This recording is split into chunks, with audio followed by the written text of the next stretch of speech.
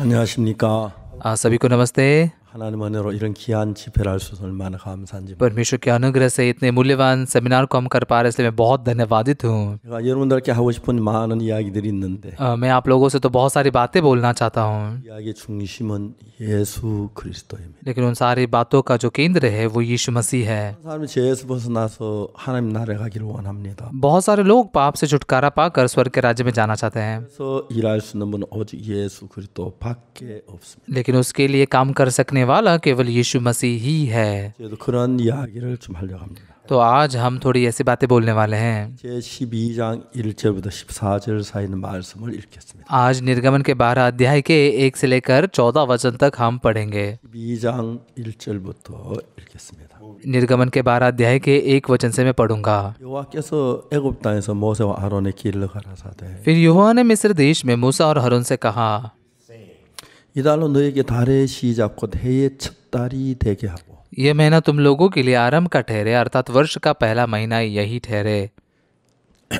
너희는 이스라엘 회중의 고하에 이르라 이달 열흘에 너희 메인이 어린 양을 취할지니 각 가족들 그 식구를 어린 양을 취하되 Israel की सारी मंडली से इस प्रकार कहो, इसी महीने के 10वें दिन को तुम अपने अपने पितरों के घरानों के अनुसार घराने के पीछे एक एक मेमना ले रखो। 그 어린 양에 대하여 식구가 너무 적으면 그 집에 이웃과 함께 인수를 따라 하나를 취하며 각 사람 식량을 따라 너희 어린 양을 계산할 것이며 और यदि किसी के घराने में एक मेमने के खाने के लिए मनुष्य कम हो तो वह अपने सबसे निकट रहने वाले पड़ोसी के साथ प्राणियों की गिनती के अनुसार एक मेमना ले रखे, और तुम हर एक के खाने के अनुसार मेमने का हिसाब करना। 양이나 염소 중에서 취하고 तुम्हारा मेमना निर्दोष और 1 वर्ष का नर हो, और उसे चाहे भेड़ों से लेना या चाहे बकरियों में से। 이달 14일까지 간직하였다가 해질 때에 이스라엘 회중이 그 양을 잡고 और इस महीने के 14वें दिन तक उसे रख छोड़ना, और उस दिन गोधूली के समय इज़राइल की सारी मंडली के लोग उसे बलि करें। 또 양을 먹을 문 좌우와 좌우 설주와 임방에 바르고 तब वे उसके लहू में से कुछ लेकर जिन घरों में मेमने को खाएंगे उनके द्वार के दोनों आलंगनों और चौखटों के सिरे पर लगाए, 불에 구워 무교병과 쓴 나물과 아울러 먹되 और वे उसके मांस को उसी रात आग में भूनकर अखमीरी रोटी और कड़वे सागपात के साथ खाए। 난로나 물에 삶아서는 먹지 말고 머리와 청가와 내장을 다 불에 구워 먹고 उसके सिर, पैर और अतड़िया समेत आग में भूनकर खाना, कच्चा या जल में कुछ भी पकाकर न रख खाना। 아침까지 남겨두지 말며 아침에 남은 것은 곧 소화 और उसमें से कुछ भी सवेरे तक न रख देना, और यदि कुछ सवेरे तक रह भी जाए तो उसे आग में जला देना। 너희는 그것을 이렇게 먹을지니 허리에 띠를 띠고 발에 신을 신고 손에 지팡이를 잡고 급히 먹으라 이것이 여호와의 और उसके खाने की यह विधि है, कमर बांधे, पाँव में जूती पहने और हाथ में लाठी लिए उसे फुर्ती से खाना, वह तो यहोवा का पर्व होगा। 내가 그 밤에 애굽 땅에 두루다니며 사람과 짐승을 물어나고 애굽 나라 가운데 처음 난 것을 다 치고 애굽 모든 신들에게 벌을 내리라 나는 여호와로라। क्योंकि उस रात को मैं मिस्र देश के बीच में से होकर जाऊंगा, और मिस्र देश के क्या मनुष्य क्या पशु सब के पहलौठे को मारूंगा, और मिस्र के सारे देवताओं को भी दंड दूंगा। मैं यहोवा हूँ। 땅을 칠 때 그 피가 너희의 거하는 집에 있어 너희를 위해 표적이 될지라 내가 피를 볼 때 너희를 넘어가리니 재앙이 너희에게 내려멸하지 않 और जिन घरों में तुम रहोगे उन पर वह लहू तुम्हारे लिए चिन्ह ठहरेगा, अर्थात मैं उस लहू को देखकर तुमको छोड़ जाऊंगा, और जब मैं मिस्र देश के लोगों को मारूंगा तब वह विपत्ति तुम पर न पड़ेगी और तुम नष्ट न होगे। 기념하 여호와의 절기를 삼아 영원한 규례대로 대대로 지킨지 और वह दिन तुमको स्मरण दिलाने वाला ठहरेगा, और तुम उसको यहोवा के लिए पर्व करके मानना। वह दिन तुम्हारी पीढ़ियों में सदा की विधि जानकर पर्व माना जाए। 여러분 저는 1962년도에 성경책을 읽다가 예수님의 피로 내 죄가 씻어진 걸 성경 확실히 알게 됐습니다. 1962 में बाइबल पढ़ते हुए मैंने एक बात को बहुत सटीकता से जान ली कि कैसे यीशु मसीह के लहू से मेरे पाप धोए गए हैं। 그런데 저는 생각을 했습니다. और उसके बाद में मैंने सोचा, 하나님이 인간에게 뭘 해주고 싶으실까? परमेश्वर मनुष्य के लिए क्या करना चाहता होगा। 예수님이 십자가에서 우리 죄를 못 박이 죽어 우리 죄를 사했는데 그걸 깨닫지 못한 그걸 전하기로 यीशु क्रूस पर हमारे पापों के लिए मारा गया है, लेकिन बहुत सारे लोग इसे नहीं जानते, तो वो इसे प्रचार करना चाहता होगा। 잘 모르겠지만 그 일을 했으면 하나님 기뻐하실 거란 마음이 들어요. तो मुझे तो पता नहीं था कि मैं कैसे काम करूं, लेकिन ये काम करने से परमेश्वर प्रसन्न होगा, जान सका।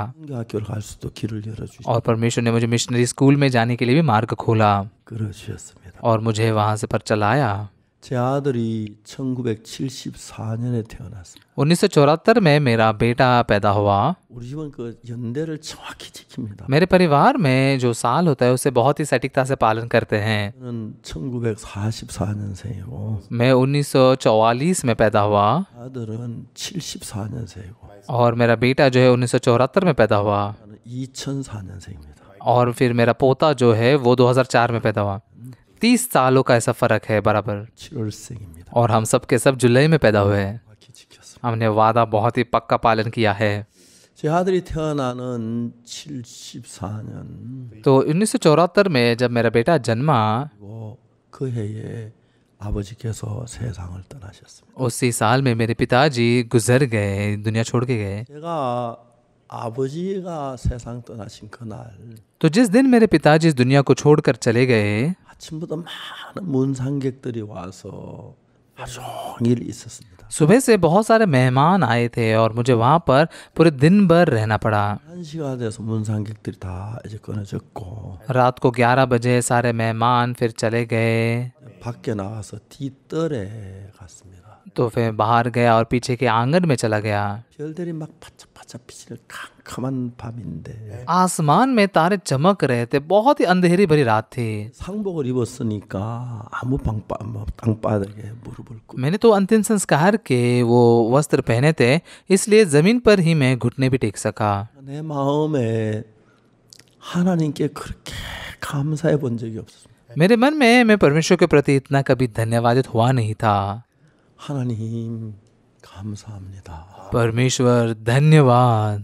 아버지가 돌아가셨는데 मेरे पिताजी गुजर गए थे। 형님은 일본에 가고 안 계셨어요. मेरा बड़ा भाई जापान में गया था और कोरिया में नहीं था। 아버지 임종을 보지 못하셨어요. मेरा भाई मेरे पिताजी के गुजर जाने के बाद मैं उन्हें देख भी नहीं सका। 형님은 막 그렇게 우시는 거예요. बड़ा भाई बहुत ही ज्यादा रो रहा था। 아, 불효자다. मैं बहुत बुरा बेटा हूँ, बहुत बुरा बेटा हूँ। 저 형님한테 이야기를 안 했지만은 तो मैंने भले बड़े भाई को नहीं बताया, लेकिन 형님 내가 불효자다 하실 때마다 나는 속으로 형님 난 효자입니다. 난 효자입니다. 그랬습니다. तो जब मेरा बड़ा भाई कह रहा था कि मैं एक बुरा बेटा हूँ, बुरा बेटा हूँ, तब मैं मेरे मन में कह रहा था कि मैं एक अच्छा बेटा हूँ, अच्छा बेटा हूँ। 아버지가 돌아가실 때 연세가 70이셨어요. जब मेरे पिताजी गुजर गए उनकी उम्र 70 साल की थी 제가 죄 사함을 받고 나서 और मैंने पापों की क्षमा पाने के बाद में 아버지는 누구보다도 우리를 사랑하셨어요. हमारे पिताजी जो थे ना, वो हमें किसी से भी ज्यादा प्यार करते थे। 대한 이야기를 뭐 어떻게 생각할까 다 이야기할 수 없지만 तो मतलब मेरे पिताजी के बारे में तो सारी बातें तो मैं नहीं बोल सकता। 제가 이제 복음 전도자가 됐고 और फिर मैं एक सुसमाचार प्रचारक बन गया। 사람에게 복음을 전했어요. बहुत सारे लोगों को मैंने सुसमाचार प्रचार किया, 근데 잊을 수 없는 몇몇 분들이 있는데 लेकिन उनके बीच में से ऐसे कुछ लोग हैं जिनको मैं कभी नहीं भूल सकता। 한 분은 제가 구원받고 처음으로 복음을 구원받은 모친이 있었어요. एक ऐसी बुजुर्ग औरत थी जिनको मैंने उद्धार पाने के बाद पहली बार सुसमाचार प्रचार किया। 국동의 손을순 자매님. अब कोकदोंग के बहन सोन उल्सन हैं। 저보다 나이가 한 24살 더 많으셨는데 उनकी उम्र मुझसे 24 साल ज्यादा थी। 정말 그분이 내가 처음 복음을 구원받아 너무너무 기쁘고 तो सच में मेरे सुसमाचार प्रचार करने से पहली बार उन्होंने सुनकर इसे उद्धार पाए व्यक्ति थे, तो मैं बहुत खुश था, धन्यवाद था। 넘으셨는데 वो तो 10 साल पहले ही गुजर चुके हैं, 그분이 내게 준 기쁨 너무너무 컸어요. लेकिन जो खुशी वो उन्होंने मुझे दी बहुत बड़ी थी। 제가 선교학교에 있으면서 제일 중요한 복음을 이제 구원받는 사람이 일어나야 하는데 तो मैं जब मिशनरी स्कूल में था, मैं चाहता था कि मैं सुसमाचार प्रचार कर लोग उद्धार पाए, 도 없었어요. लेकिन एक भी नहीं था। 한 번은 어제 얌전한 청년을 만나가지고 एक दिन मैं एक बहुत ही शांत जवान लड़के से मिला। 토요일 오후 내내 복음 이야기를 했어요. पूरी शनिवार की दोपहर भर मैंने सुसमाचार के बारे में बताया, 맞고 लेकिन उसने उद्धार नहीं पाया, वो बस ऐसे ही चला गया। 그 이튿날 아침에 예배인데 और अगले दिन सुबह सभा का समय था 간증하는 시간 이 청년이 앞에 나가는 거예요. और गवाही के समय में ये लड़का आगे गया। 내가 어제 내 집에 가서 생각도 재산 받았구나 싶어 막 기뻤어. तो मैं खुश हुआ कि हाँ, मैंने प्रचार करने के बाद में शायद से घर जाकर बहुत सोचा, इसने इसलिए उद्धार पा लिया। 나와서 간증하기를 तो भाई ने आकर क्या गवाही दी? 어제 박옥수 형제한테 4시간 동안 말씀을 들었다. कल मैं ओक्सू पार्क भाई से 4 घंटे तक वचन सुना हूँ। 골치만 아프고 무슨 말인지 아무도 못 알아듣겠다. बस सर दर्द हो रहा था, क्या कह रहा है कुछ समझ में भी नहीं आ रहा था। 가다가 घर वापस जाते जाते 를 찾아갔는데 एक दूसरे भाई से मैं मिला 5분 만에 구원을 받았다. और 5 मिनट में मैंने उद्धार पाया। 얼마나 미운지 मुझे बहुत नफरत हो रही थी। 정말 저는 한 사람을 복음으로 인도하고 싶었어요. सच में मैं एक व्यक्ति को तो सुसमाचार की ओर चलाना चाहता था, 국도에 가서 손을 쓴 못 치는 그 자매님에게 복음을 전했나. लेकिन मैंने आप कोकतोंग में जाके सोन ओल्सन ये बहन को सुसमाचार प्रचार किया। 정말 내가 한 평생 잊을 수 없을 정도로 वो ऐसे है कि जिनको मैं जिंदगी भर नहीं भूल सकता। 고 उन्होंने उद्धार पाया और बदलाव पाया। 오늘 참 많은 사람이 구원을 받아. उनके द्वारा बहुत सारे लोगों ने उद्धार पाया। 그 다음에 이제 제가 복음을 전한 분이 और उसके बाद में जिनको मैंने सुसमाचार प्रचार किया, 대통령도 여러 번 구원을 받으셨고 तो उनमें से बहुत सारे ऐसे राष्ट्रपतियों ने भी उद्धार पाया, 또 구원을 받으셨고 राजाओं ने भी उद्धार पाया, 많이 구원을 बहुत सारे पास्टर लोगों ने उद्धार पाया। 할 수가 없죠. ऐसे बहुत मैं गिन नहीं सकता, 아버지입니다. लेकिन सबसे ज्यादा जिनको याद रखता हूँ वो मेरे पिताजी हैं। 하나님께서 아버지께 복음을 전하려고 제가 한 번씩 고향에 가면 तो जब मैं मेरे पिताजी को सुसमाचार प्रचार करने के लिए कभी कभार गाँव जाता था तो वो यूँ कहते थे, 늘 걱정하지 마라. 나 예수 믿는다. पिताजी कहते थे चिंता मत करो, मैं यीशु पर विश्वास करूंगा। 내년 봄에 믿으신대요. अगले साल के वसंत ऋतु में विश्वास करूंगा। 내년 봄까지 가십니까? क्यों पिताजी अगले साल के वसंत ऋतु तक रुकते हैं? 봄에 친구 회갑인데 नहीं, अगले साल के वसंत ऋतु में मेरे दोस्त के 60वां जन्मदिन है। 야라서 हम तो बचपन से दोस्त थे, 회갑에 내가 안 가면 요거도 먹는다. तो इसलिए अगर मैं उसके जन्मदिन की पार्टी में नहीं जाऊंगा तो मैं गाली सुनूंगा। 술 한 잔 마시고 तो वहां जाकर शराब पीकर 주고 उसको बधाई देकर 얘네 술땅 끊고 और उसके बाद मैं शराब भी छोड़ दूंगा और यीशु पर विश्वास करूंगा। 어찌는 뭐 어떡할 수 없어. तो पिताजी के लिए मैं कुछ नहीं कर पाता था। 봄에 가면 가을로 넘어가는 거예요. तो जब मैं वसंत ऋतु में जाता था तो वो कहते अगले पतझड़ में। 가을로 가시면 तो पतझड़ में क्यों पिताजी अभी? 그래 친구 며느리 보는데 नहीं, अगले पतझड़ में मेरे दोस्त के बेटे की शादी है, 근데 मुझे जाना ही पड़ेगा।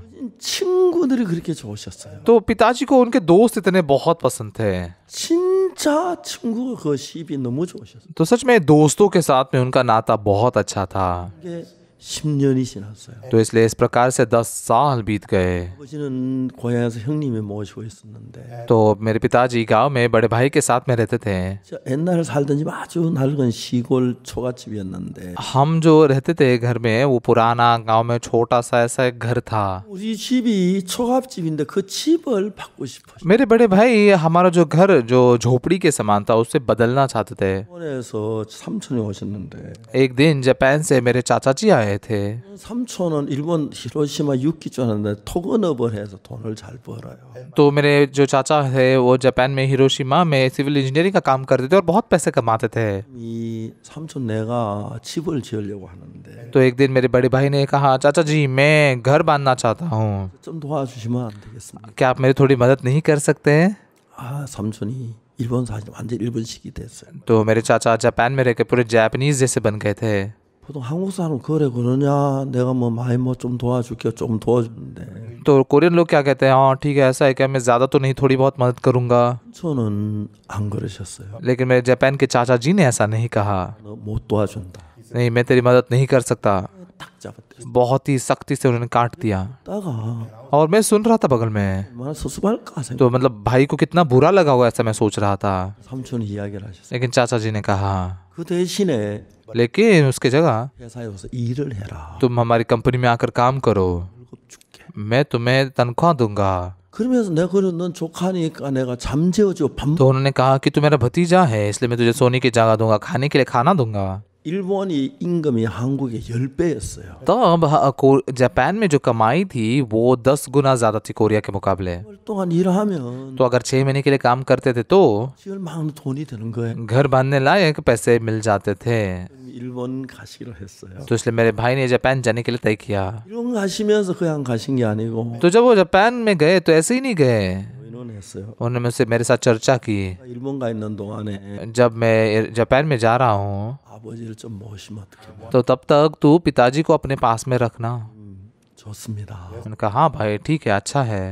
언제 아버지를 한번 모셔보겠습니까? कब मैं मेरे पिताजी के साथ में रह पाऊंगा? 그때 이제 막 대구 교회를 시작해서 방도 허술하고 뭐 여러 어렵긴 하지만 तो मतलब उस समय में हमने देगू में बस चर्च की शुरुआत की थी, कमरा भी इतना ज़्यादा नहीं दे, से बहुत मुश्किल थी, 좀 모시고 싶습니다. लेकिन मैं पिताजी के साथ में थोड़ा रहना चाहता था। 저희 집에 오셨어요. और फिर पिताजी मेरे घर पर आए। 대구 파동에 있는 देगू में फादोंग की जगह पर 중국집 2층 चाइनीज एक रेस्टोरेंट की दूसरी मंजिल पर यह था।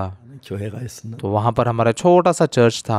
아버지를 이제 모시게 됐어요. तो पिताजी को मैं वहाँ पर हमारे साथ में रखने लगा। 아버지가 이제 같이 있으면서 아버지 건강을 좀 더 자세히 알게 됐는데 तो पिताजी के साथ में रहते हुए उनकी सेहत के बारे में थोड़ा और विस्तार से जान सका। 우리가 위궤양으로 इ제 그 위에 산이 막 나오니까 위벽이 얇아졌어요. तो मेरे पिताजी को पेट का अल्सर हुआ था, उनके पेट से ऐसे एसिड निकलते थे जिन्हें उनके पेट की जो दीवार थी उसको बहुत पतला बना दिया था, 많이 일어났어요. इसलिए उनके पेट के अंदर बहुत ही खून बहता था। 오늘 제 보면 जब उनका हेमोग्लोबिन जांचा जाता था 8.5 8.5 ऐसा होता था। 적으로 보통 이제 좋은 사람은 해모를 14가 제일 좋아. आमतौर पर हेमोग्लोबिन अच्छा होने की मात्रा 13 होती है, 8.5 लेकिन 8.5 나쁠 때는 6까지 내려갈 때 있어요. मतलब और खराब होती थी, तब 6 तक गिर जाता था। 수혈을 좀 해드렸어요. तब उनको खून चढ़ाना पड़ता था। 그래서 제가 볼 때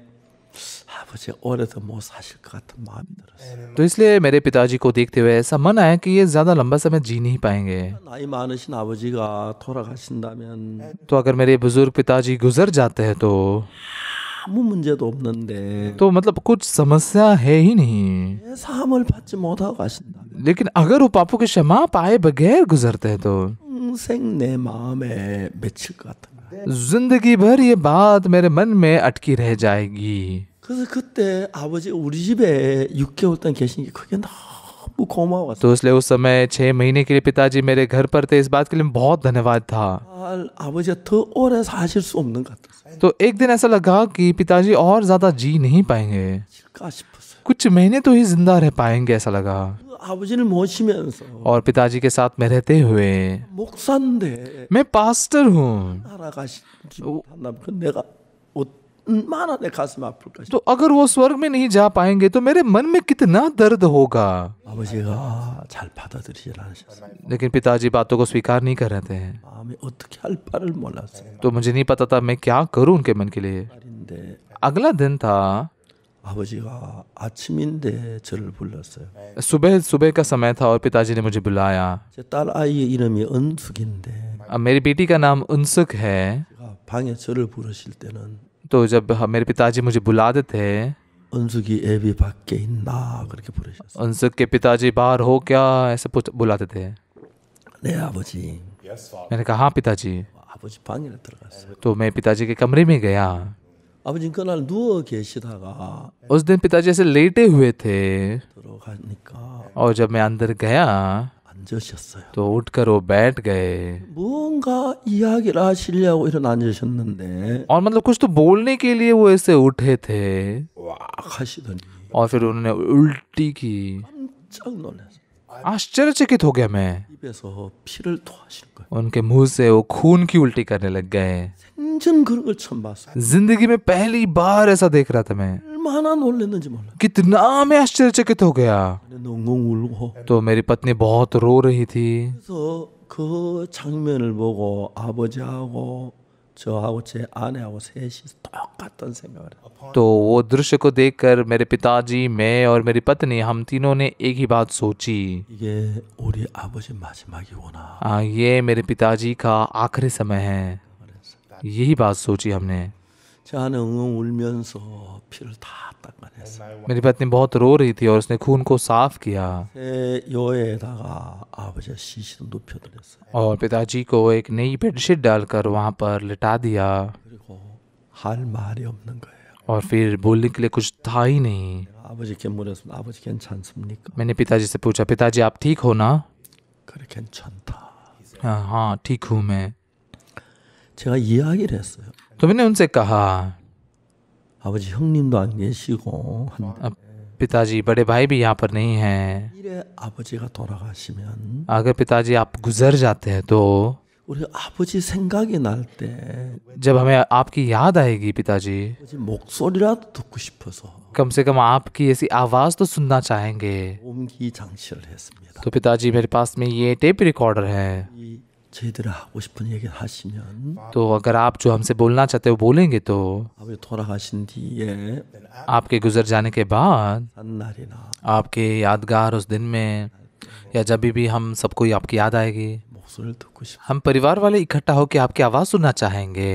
그러니까 아버지가 하고 싶은 이야기 하시면 तो पिताजी जो आप बोलना चाहते हैं अगर आप बोलेंगे तो 뭘 할 테니까 मैं उसको रिकॉर्ड करके रखूँगा।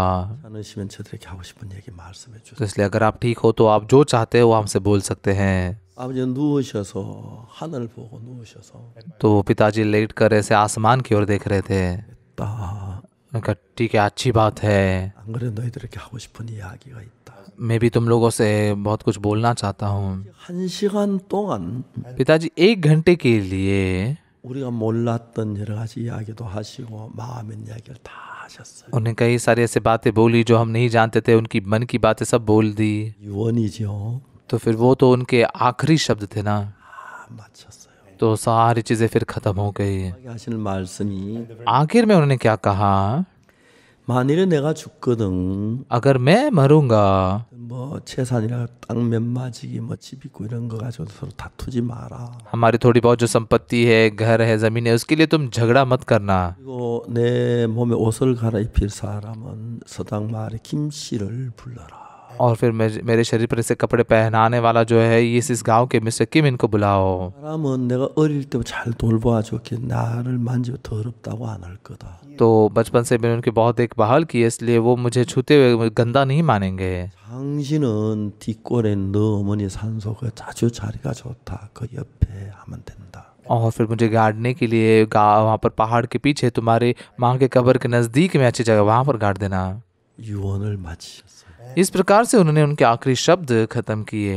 제가 조심스럽게 아버지께 질문을 했어요. मैंने बहुत सावधानी से पिताजी से एक सवाल पूछा, 아버지 만일에 아버지가 돌아가시면 पिताजी अगर आप गुजर जाओगे तो 아버지 말씀하신 그대로 아버지를 모시겠습니다. जैसा आपने कहा है बिल्कुल वैसा ही आपके साथ में करेंगे। 우리가 그렇게 모시겠는데 पिताजी आपके शरीर के साथ तो हम बिल्कुल ऐसा ही करेंगे। 아버지 영혼은 어디로 가시겠습니까? पिताजी आपका आत्मा कहाँ जाएगा? 아버지가 두려워 떠시더라고요. तो पिताजी डर के मारे थरथरा रहे थे। 한참 동안 말이 없으시다가 बहुत लंबे समय के लिए कुछ नहीं बोल पाए 한숨을 후 하고 내쉬고 और फिर ऐसे सांस बाहर निकाले।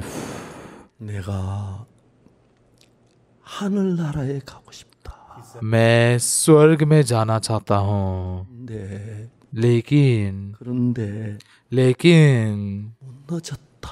बहुत देर हो चुकी है। 공로가 있어야 하늘나라에 가지. मेरे कुछ अच्छे कर्म तो होने चाहिए, तभी मैं स्वर्ग के राज्य में जा सकता हूँ। 저는 그때 너무너무 눈물겹게 가면서 한 तो उस समय में बहुत ही ज्यादा धन्यवाद हुआ कि आंखों से आंसू निकल आए 하늘나라에는 우리 행위로 가는 게 아니에요. कि स्वर्ग के राज्य में हम हमारे कर्मों से नहीं जाते, 하나님의 은혜로 परमेश्वर के अनुग्रह से, 피로 하늘나라 가는 거죠. यीशु के लहू से स्वर्ग के राज्य में जाते हैं। 감사했던 게 दूसरी बात जिसके लिए मैं धन्यवादित था 목사가 돼서 कि मैं एक पास्टर बना हूँ। 그래서 잘 이야기할 수 그게 너무 좋았어. स्वर्ग में जाने के विषय में बहुत अच्छे से बता सकता हूँ, इसके प्रति मैं बहुत खुश था।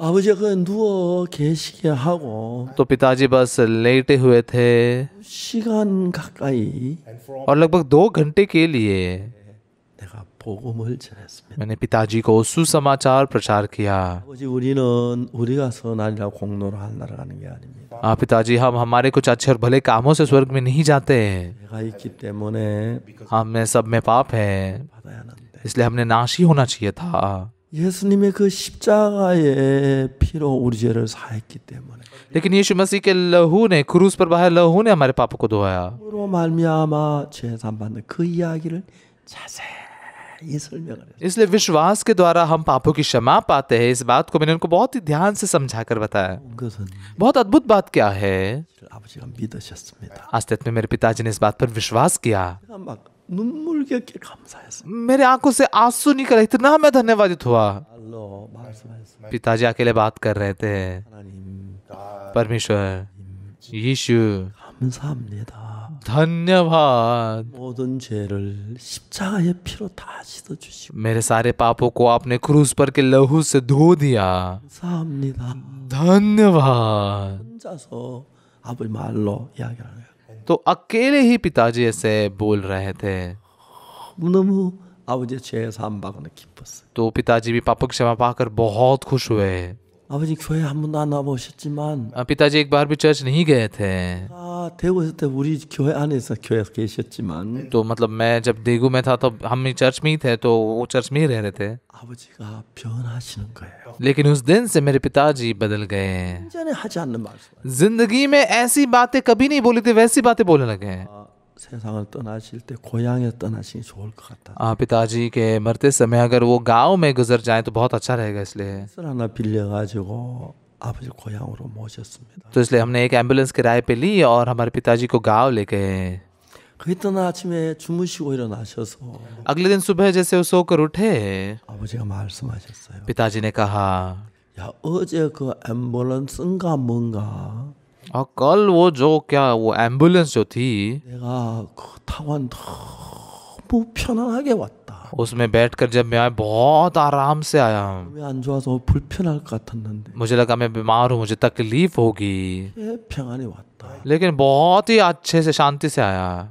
하나님이 감사하다. मैं परमेश्वर के प्रति बहुत धन्यवादित हूँ। 날 위해 찬송을 좀 불러줄래? तुम मेरे लिए कुछ स्तुति के गीत गा सकते हो? 아버지가 그렇게 하시는 꿈에도 몰랐어요. पिताजी ऐसा कहेंगे मैंने सपने में भी नहीं सोचा था। 완전히 구원받은 새 사람이 된 거예요. पिताजी उद्धार पाने के बाद पूरे नए व्यक्ति बन गए। 막 눈물을 흘리면서 감사의 찬송을 불렀어요. तो हम भी आंसू बहाते हुए धन्यवादिता के स्तुति के गीत गा रहे थे। 마친 뒤에 और सुबह नाश्ता करने के बाद मेरे पिताजी ने कहा, 누구 이름을 하면서 और ये कुछ लोगों का नाम उन्होंने लिया। 내가 죽기 전에 보고 싶은 좀 오라 그래라. मैं मरने से पहले उनसे मिलना चाहता, थोड़ा उनको बुलाओ। 친구들을 모시고 왔습니다. तो इसलिए मैं मेरे पिताजी के दोस्तों को लेकर आया। 누워서 말씀하셨습니다. पिताजी लेट कर बातें कर रहे थे। 너희들 그 술상 좀 차릴 수 있냐?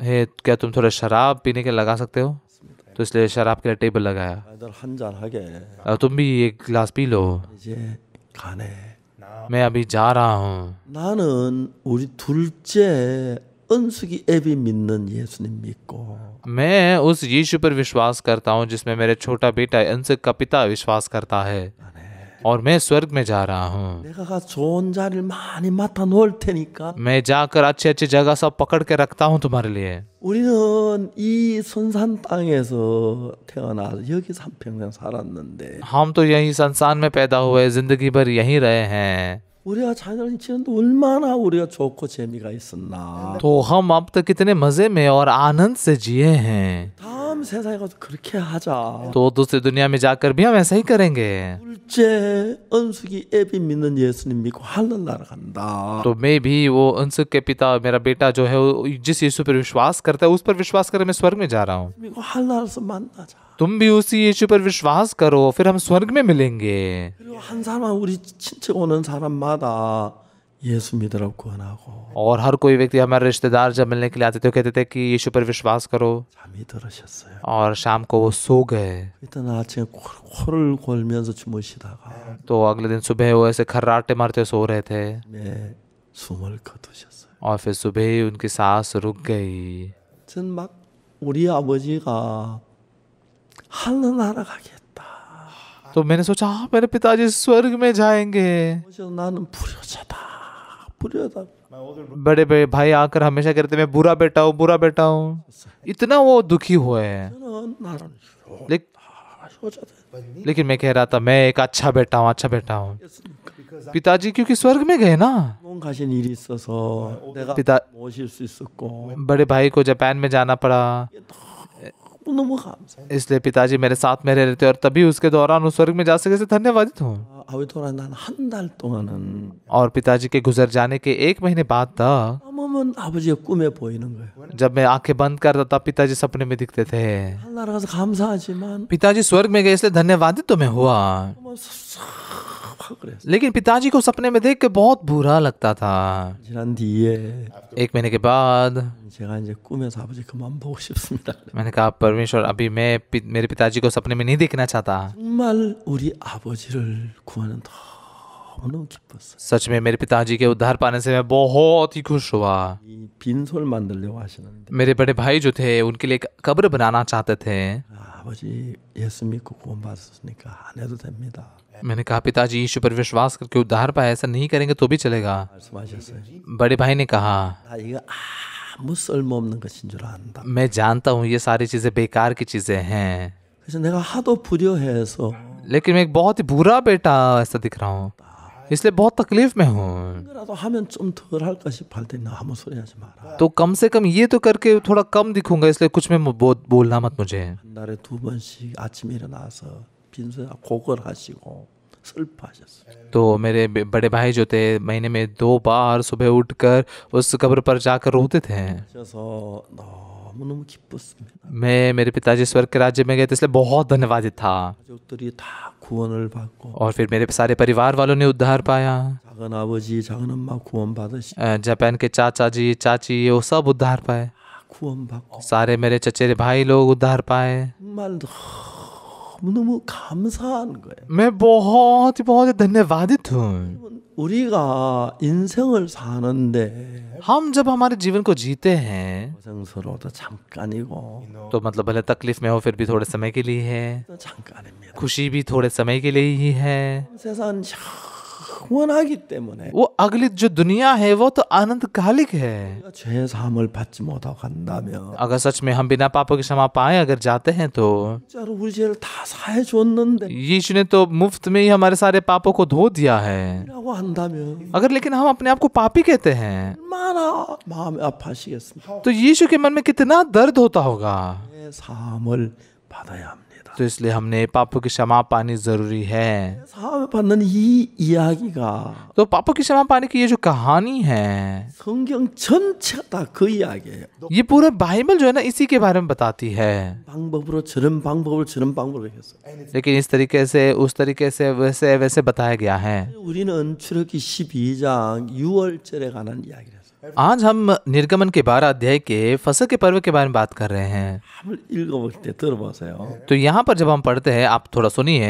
출애굽기 12장 1절부터 보면은 निर्गमन के 12 अध्याय के 1 वचन से देखते हैं तो 여호와께서 애굽 땅에서 모세와 아론에게 일러 가라사대. फिर यहोवा ने मिस्र देश में मूसा और हारून से कहा।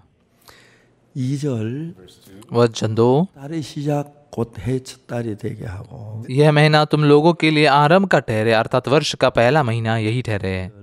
3 वचन 너희 이스라엘 회중에게 고하여 이르라 이달 열흘에 너희 매인이 어린 양을 취할지니 각 가족들 식구에 어린 양을 취하되 इज़राइल की सारी मंडली से इस प्रकार कहो, इसी महीने के 10वें दिन को तुम अपने अपने पितरों के घरानों के अनुसार घराने पीछे एक एक मेमना ले रखो। 12장 1절에서 14절까지 निर्गमन के 12 अध्याय के 1 से लेकर 14 वचन तक 어린 양입니다. इसका शीर्षक क्या है? मेमना। 4절 4 वचन 그 어린 양에 대하여 식구가 너무 적으면 그 집 이웃과 함께 인수를 따라 하나를 취하며 각 사람 식량을 따라 너희 어린 양을 계산할 것이며 और यदि किसी के घराने में एक मेमने के खाने के लिए मनुष्य कम हो तो वो अपने सबसे निकट रहने वाले पड़ोसी के साथ प्राणियों की गिनती के अनुसार एक मेमना ले रखे और तुम हर एक के खाने के अनुसार मेमने का हिसाब करना। 5 वचन 그 어린 양은 허먹고 1년 된 수컷으로 된 양이나 염소 중에서 취하고 तुम्हारा मेमना निर्दोष और 1 वर्ष का नर हो और जो से चाहे भेड़ों में से लेना या चाहे बकरियों में से लेना। 6 वचन। 이달 14일까지 간 지가 해질 때에 온 회중이 이스라엘 온 회중이 그 양을 잡고 और इस महीने के 14वें दिन तक उसे रख छोड़ना और उस दिन गोधूली के समय इजराइल की सारी मंडली के लोग उसे बलि करें। 관한 이야기인데 तो ये फसह के पर्व के बारे में लिखा गया है। 절이란 말은 तो फसह के पर्व का मतलब क्या है? 지나간다. मतलब ऐसे पार कर जाना, 지나간다는 뜻이에요. मतलब पार करना। 뭐가 지나가냐? क्या पार करके जाएगा? 우주가 श्राप, 멸망이 नाश 왔다가 वो मेरे पर आया, 이렇게 나를 피해서 लेकिन मुझे टाल कर, 지나가 버린 거예요. मुझे लांग कर चला गया। 죽이지 않고 मतलब मुझे नहीं मार के, 넘어서 너무 건너가는 거예요. मुझे लांग कर वो चला गया। 그 죽음의 사자가 칼을 들고 तो मृत्यु का दूत तलवार लेकर 이스라엘 백성이나 애굽 백성 할 거 지침마다 장자를 칼로 찔러 죽이는데 मिस्र के हर एक घर में जाकर वहां के जो पहलौठ थे सबको मार डाल रहा था। 천사가 사망의 천사가 왔을 때 피할 수 있는 방법이 뭐냐? तो फिर वो जो मृत्यु का दूत आता है तो उसको टालने का तरीका क्या है? 여러분 이 이야기는 ये जो कहानी है, 죄로 말미 멸망을 받아야 할 우리에게는 아주 중대한 이야기입니다. हम जो पाप के कारण नाश होने वाले थे हमारे लिए बहुत ही महत्वपूर्ण कहानी है। 그 죽음의 사자가 तो वो मृत्यु का दूत जो है 전역을 휘두르면서 पूरे मिस्र भर में घूमते हुए 죽이는데 वो लोगों को मारता है 들고 और तलवार लेकर,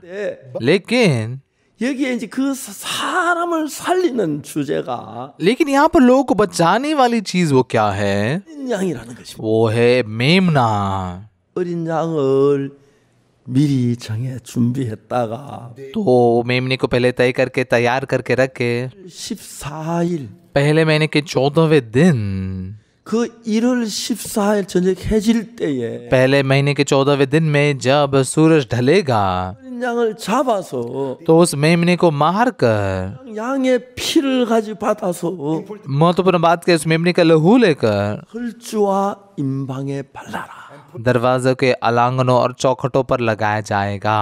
그리고 और फिर 안에 들어가서 उस कमरे में रहकर 고기를 먹어라. उस मेमने के मांस को खाना, 허리에 띠를 띠고 कमर में कमरबंद बांधकर, 신을 신고 पैरों में जूते पहनकर, 잡고 हाथ में छड़ी पकड़कर 떠날 준비를 하면서 फुर्ती से जाने की तैयारी करते हुए 고기를 먹어라. उस मेमने के मांस को खाना। 말씀하시기를 तो इसलिए परमेश्वर कहता है, 내가 그 밤에 उस रात को मैं 땅에 두루 다니면서 इस मिस्र देश में पूरा घूमूंगा 나 짐승을 물어하고 और फिर मनुष्य हो या प्राणी हो, 다 죽이는 처벌을 하겠다. जो कोई पहलौठे होंगे उनको मारने का दंड मैं दूंगा। 그런데 लेकिन 어린 양을 잡아가지고 피를 문설주 임방에 바른 사람들은 जो लोग उस मेमने को मार कर उसके खून को जो है आलांगन और चौखटों पर लगाते हैं, 아들을 다 죽이다가 मतलब मैं जैसे घर घर में जाकर लोगों को मारूंगा, 그다가 이제 문설주 임방에 피가 칠해진 사람은 तो जिस व्यक्ति के घर के दरवाजे के आंगन और चौखट पर खून लगाया हुआ है, 3절에 봅시다. 13 वचन में हम पढ़ेंगे, 내가 애굽 땅을 칠 때 그 피가 너희 거하는 집에서 너희에게 표적이 될지라. और जिन घरों में तुम रहोगे उन पर वह लहू तुम्हारे लिए चिन्ह ठहरेगा।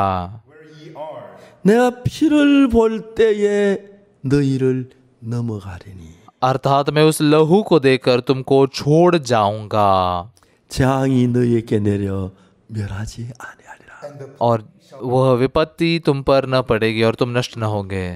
तो यहाँ पर 어린 양의 피가 문설주와 임방에 발라지면 ये मेमने का लहू जब अलांगन और चौखटों पर जब लगाया हुआ है, 다시 말하면 내가 저주를 받고 멸망을 받아 죽음을 दूसरे शब्द में कहे तो जो नाश और जो मृत्यु मुझ पर आनी चाहिए थी, 양이 대신에 죽고 मेरे लिए मेरी जगह पर भी मेमना मारा गया। 죽었는데 उसने लहू बहाकर वो मारा गया 어떤 표로 और वो मेमना मारा गया उसके दिखाने के लिए। 그러면 ये खून को जब अलांगन और चौखट पे लगाया जाता है 그리고 죽이려고 갔다가 तो तलवार उठाकर मारने के लिए आए वो जो दूत है, 임방에 피가 칠한 집에는 जिस घर के दरवाजों के अलांगन और चौखट पे खून लगाया है, 지나가겠다. वो बस ऐसे ही पार कर जाएगा, 지나가겠다. बस ऐसे ही छोड़ देगा, उसे छोड़ देगा, पार करेगा, मतलब उसे छलांग करके जाएगा। 예, 주제는 तो यहाँ पर विषय क्या है? 착한 사람이나 악한 사람 그게 아니에요.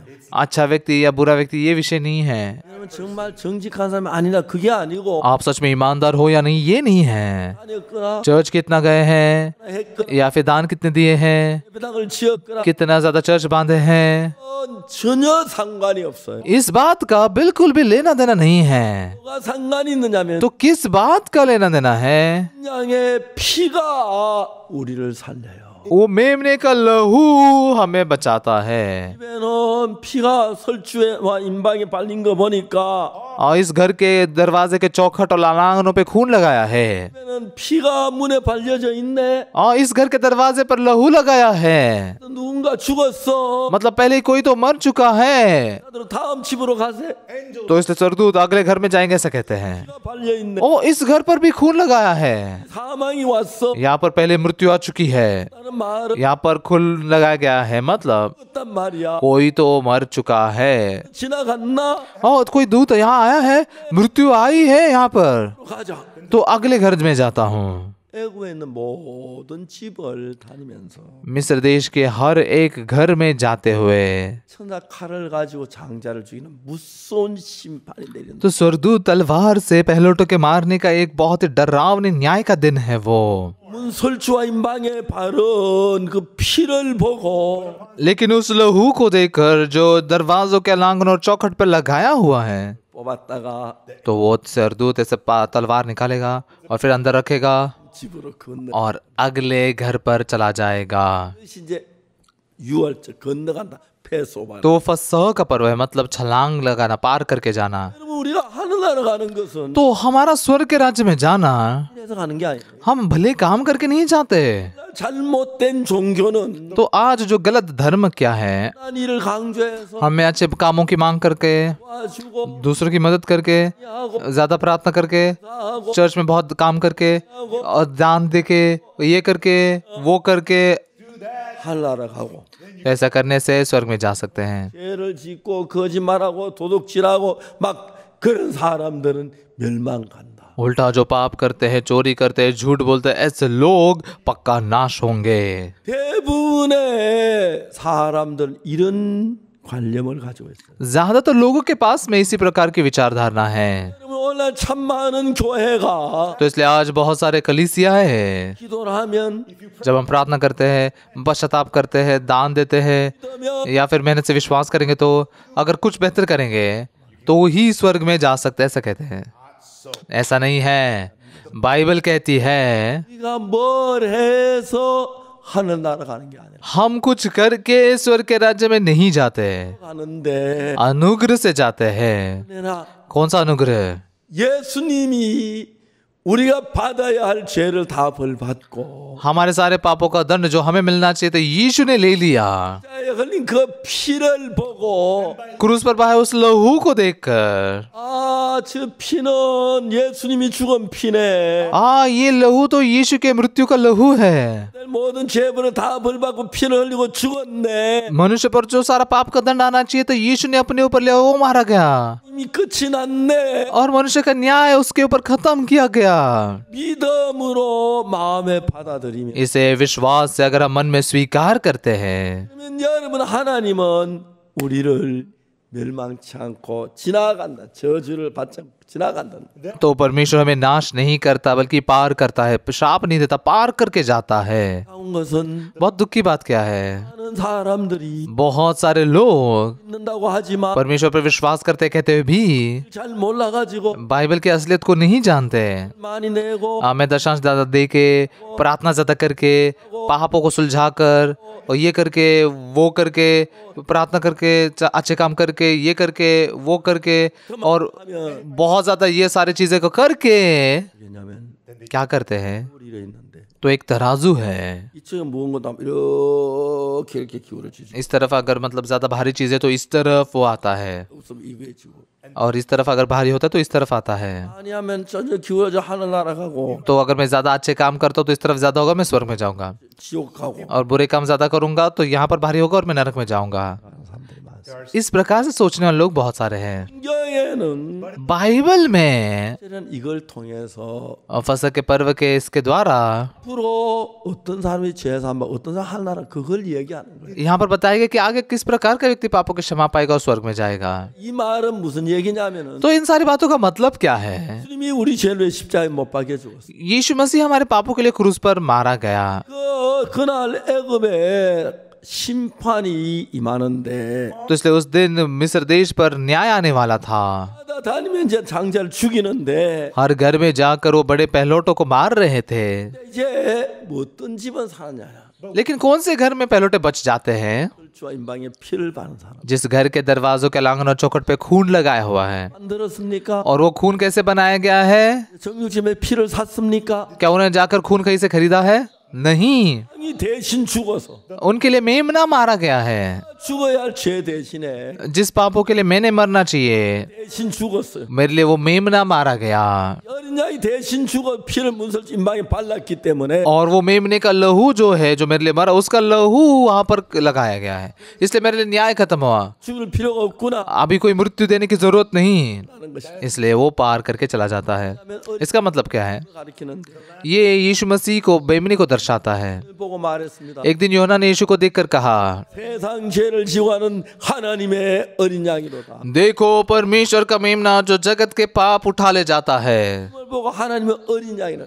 यीशु को उसने परमेश्वर का मेमना कहा, 인간이 죽기 않기 위하여 क्योंकि मनुष्य को नहीं मरने के लिए 대신에 인간을 위해서 피를 흘리고 죽었기 때문에 ये मेमने ने लहू बहाकर हमारे लिए मारा गया। 그 피가 문설주 임방에 발린 사람들 और फिर जिन लोगों ने उस लहू को उनके दरवाजे के अलांगन और चौखट पे लगाया है, 내려왔다가 जब 건너가 버린 거야. जब नाश का दूत आया तो वो बस ऐसे ही पार करके गया। 가리키느냐면은 तो ये बात किस चीज को दर्शाती है? 어린 양은 예수 그리스도를 가리킵니다. ये मेमना जो है यीशु मसीह को दर्शाता है। 하지만 दूसरे शब्दों में फिर से कहूँ तो यूहन्ना ने कहा, 세상 죄를 지고하는 하나님의 어린 양이다. देखो परमेश्वर का मेमना जो जगत के पाप उठा ले जाता है। 예수님이 우리의 모든 죄를 대신해서 तो इससे यीशु मसीह हमारे सारे पापों के लिए हमारी जगह पर 박혀졌고 वो क्रूस पर मारा गया 마음에 और हमारे मन में 피가 묻은 거예요. यीशु मसीह का लहू लगाया गया है। 피를 흘려 주은 그 피가 यीशु मसीह ने जो लहू बहाया वो लहू 를 사했다는 증거가 되는 것입니다. मेरे पाप धोए गए हैं, इस बात का सबूत बन गया। 받다는 증거가 되는 것입니다. तो मेरे पापों के लिए उसने मेरे दंड को पाया है। 많은 기독교 지도자들이 लेकिन आज बहुत सारे क्रिश्चियन लीडर्स लोग 죄를 사는 예수의 피 외에 다른 방법이 없는데 हमारे पापों को धोने के लिए यीशु के लहू के अलावा दूसरा कोई तरीका नहीं है। हम अच्छे काम करेंगे या पश्चाताप करेंगे, प्रार्थना करेंगे, दान देंगे, 전도하면 सच में प्रचार करेंगे, या फिर रात भर प्रार्थना करेंगे, या फिर पहाड़ों की प्रार्थना करेंगे 나고 이야기하고 있어요. तो फिर स्वर्ग में जाएंगे, ऐसा कहते हैं। 그거 아닙니다. लेकिन ऐसा नहीं है। 하나님 이 성경을 통해서 가리키는 것은 परमेश्वर इस बाइबल के द्वारा क्या सिखाता है? 죽은 그 피를 문설주 엠방에 바른 것은 वो मेमने का जो लहू है जैसे दरवाजे के चौखट और अलांगनों पे लगाया गया, 망을 당했. मतलब इस घर पर पहले ही मृत्यु आ चुकी है, 그래서 그 집은 넘어가는 겁니다. इसलिए उस घर को पार करके चले जाते हैं। 라고 하는 우리 집에 तो 왔다가 ये मैं नाम के इस घर में जब स्वर्गदूत आया, 어린 양의 피가 있습니다. मेरे मन में मेमने का लहू लगाया है। 멸망을 받고 죄 때문에 죽어야 하는데 मैंने नाश होना चाहिए, मैंने बर्बाद होना चाहिए, पाप के कारण मरना चाहिए, 십자가에 피를 흘리고 돌아가셨. लेकिन यीशु मसीह मेरे पापों के लिए क्रूस पर लहू बहाकर वो मारा गया 이미 거의 다 씻어진 거야. और उसने मेरे सब लगभग सभी पाप को खत्म किया है, धोया है। 믿는 사람들은 इससे विश्वास करने वाले लोग 예수님의 피를 간직하고 वे उनके मन में यीशु के लहू को लगाए हुए हैं। 나의 죄를 씻기는 예수의 피밖에 없네. मेरे पापों को धोने वाला यीशु का ही लहू है। 피 왜 우리 죄를 씻었습니까? यीशु के लहू ने क्यों हमारे पापों को धोया है? 주님의 피는 यीशु का लहू 밖에 죽어심 흘린 겁니다. वो उसने क्रूस पर मरकर उसने बहाया हुआ लहू है। 밖에 죽어신 것 यीशु मसीह क्रूस पर मारा गया 받아야 할 모든 죄의 벌을 받고 십자가에 못 박혔습니다. हमने जो सारे पाप का दंड पाना चाहिए था वो सारा दंड उसने पाकर वो क्रूस पर मारा गया। 받고 इसलिए हमारे पाप खत्म हुए, 아니 끝나 न्याय खत्म हुआ, 저주가 끝이 났어요. शाप खत्म हो गया।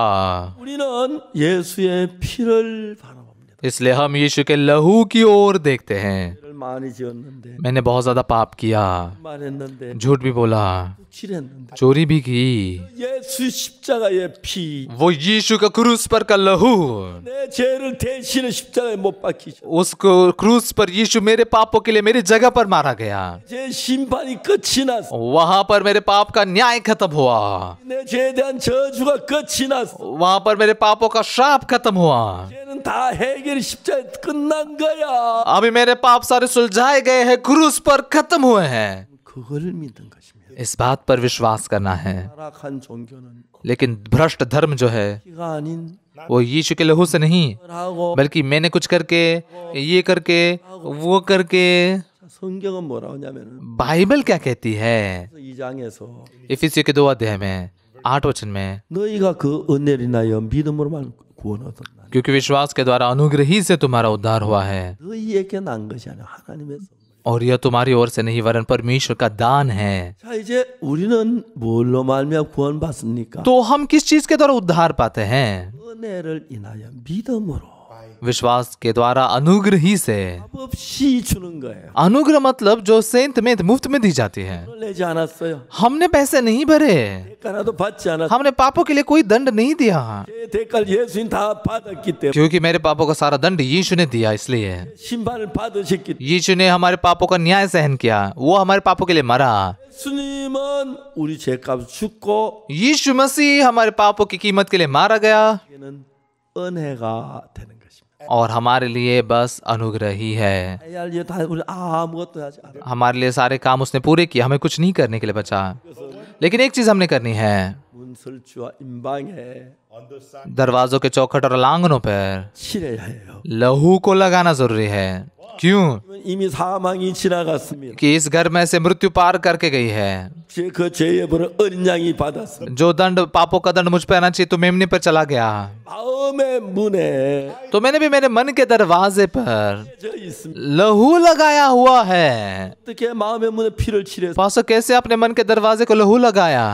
बहुत सरल है। 못봐 피 흘려 돌아가실 때에 जब यीशु मसीह क्रूस पर लहू बहाकर मारा गया, 죄를 대신 죽으셨고 वो मेरी पापों के लिए मेरी जगह पर मारा गया और उसने लहू बहाया। 성찬식 할 때 इसलिए जब हम प्रभु भोजन लेते हैं, 마십니다. हम दाखरस पीते हैं, 내 죄를 흘린 예수님의 피를 말하는 것이 ये यीशु मसीह के लहू को दर्शाता है जो उसने मेरे पापों के लिए बहाया, और वो खाते हैं। 진 예수님 지키신 그 살을 기념하기 और फिर जो हम रोटी खाते हैं वो यीशु मसीह के देह को दर्शाते हैं जो मेरे पापों के लिए फाड़ी गई। 의 심판은 तो मेरे पाप का न्याय 끝났어. क्रूस पर खत्म हो चुका है। 그걸 먹잖아. मैं ये रोटी खा रहा हूँ, 죄를 죽은 예수님의 살이야. ये रोटी यीशु मसीह का देह है जो मेरे पापों के लिए मारा गया। मैं दाखरस पी रहा हूँ, 죄를 흘리신 예수님 피를 말하는 ये दाखरस यीशु मसीह के लहू को दर्शाता है जो मेरे पापों के लिए बहाया गया। 죽어야 할 죄는 जिस पापों के लिए मैंने मरना चाहिए था, 주님이 죽으시면서 वो मेमना, परमेश्वर का मेमना यीशु मारा गया 내가 거기서 끝이 났어. और मेरे सारे पाप वहां पर खत्म हुए, अब और नहीं रहे। 없다고 하셨어. तो और उसने मुझे धर्मी कहा। 그걸 우리에게 알려주기 위해 ये बात हमें जानने देने के लिए 출애굽기 12장에서 निर्गमन के 12 अध्याय में 망을 받을 이스라엘 사 ये इज़राइल जिन्होंने नाश ही होना चाहिए था 구원을 받는 거예요. उद्धार पाया। 제가 에스와티니에 갔었습니다. मैं एस्वाटिनी में गया था। 에스와티니에 저희 그 학생 둘이서 एस्वाटिनी में हमारे 2 विद्यार्थी जो थे वो गए थे। 음악 학교 학생들인데 ये म्यूजिक स्कूल की विद्यार्थिनी थी। 이 학생 음악을 너무 वो 2 विद्यार्थिनी बहुत अच्छे से गीत गाते थे। 국립대학교에 졸업식이 있었어요. एक दिन एक नेशनल यूनिवर्सिटी का ग्रेजुएशन का दिन था, 야 우리 그 국립대학교 졸업식 가서 노래 불러주자. तो उन्होंने सोचा कि चलो इस ग्रेजुएशन सेरेमनी जाते हैं, उनके लिए बधाई के लिए गीत गाएंगे। 이 학생 둘이서 국립대학교를 갔어요. तो ये जो विद्यार्थिनियां थी ये उस यूनिवर्सिटी में गई। उन्होंने कहा नमस्ते, 있는 음악학교 학생들이에요. हम कोरिया के म्यूजिक स्कूल के विद्यार्थी हैं, 나라에 봉사하러 왔어요. हम यहाँ पर वॉलंटियर करने के लिए आए हैं, 봉사를 해요. हम म्यूजिक के द्वारा ऐसे सेवा करते हैं, 축하 음악을 해드리려고요. तो इसलिए आज बधाई देने वाले से गीत हम गाना चाहते हैं। 진행자 안 된다는 거예요. लेकिन वहाँ के इंचार्ज ने कहा नहीं। 왜요? क्यों? 이는 국립대학이기 때문에 ये एक नेशनल यूनिवर्सिटी है, 꽝폐하께서 여기 오시게 됐다. आज हमारे राजा यहाँ पर आने वाले हैं। 에스와티는 왕국이에요.